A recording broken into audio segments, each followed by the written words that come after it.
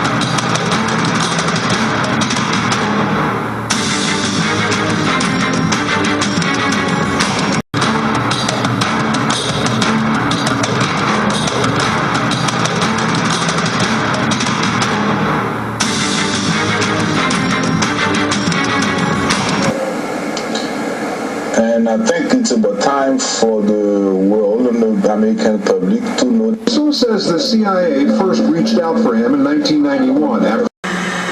Because history constantly shows the CIA fingerprints after the fact. In the world with respect. We haven't done that. The Haitians aren't asking for much.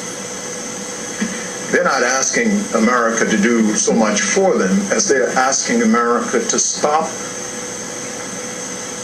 destroying them.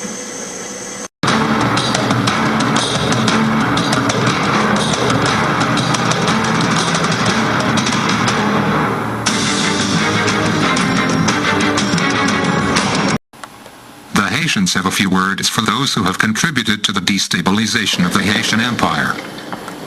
The Haitian Empire will never die. The Haitian Empire will rise, and rise, and rise again.